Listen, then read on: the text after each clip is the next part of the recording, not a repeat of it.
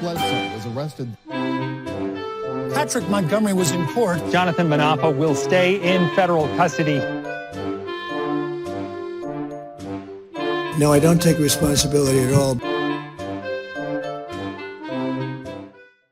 Hey everyone, welcome to the show. So 28-year-old Tennessee resident Devin McNulty was seen on the Capitol grounds shortly after Donald Trump's speech ended.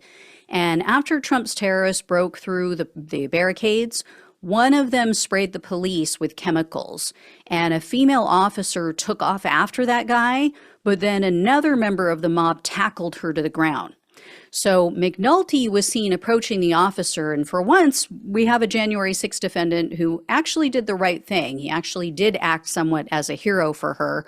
The prosecutor said he spread his arms out wide, and he was trying to prevent the mob from getting near her as she was trying to get to her feet.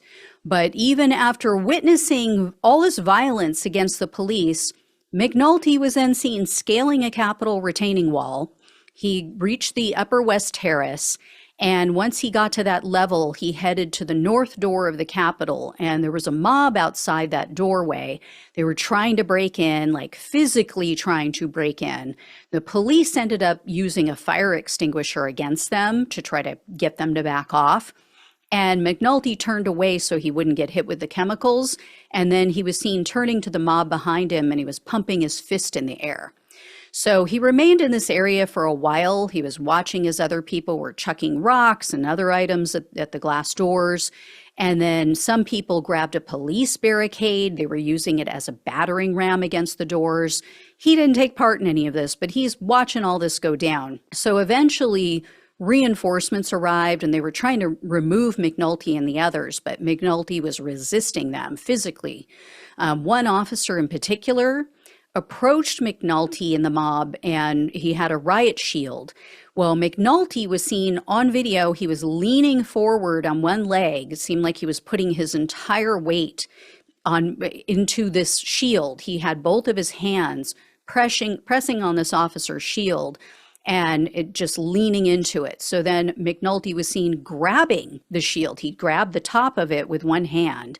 And then that seemed to start a chain reaction because it seemed like other members of the mob at that point started to assault the officers as well.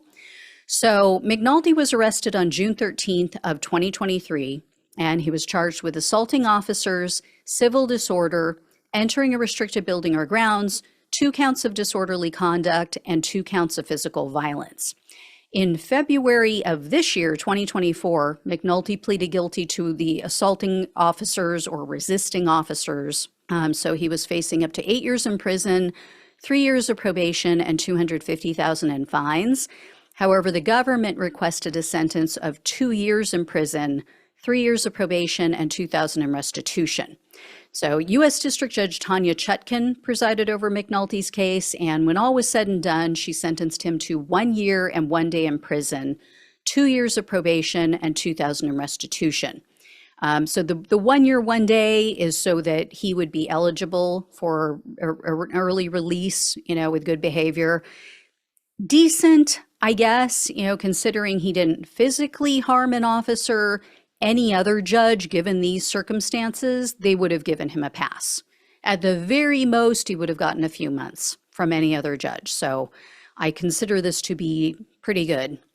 Anyway, I will let you all know if I hear any more. Thank you so much for watching and listening. Please like, share, and subscribe. Please donate if you possibly can. Love you all. Take care. Talk with you soon.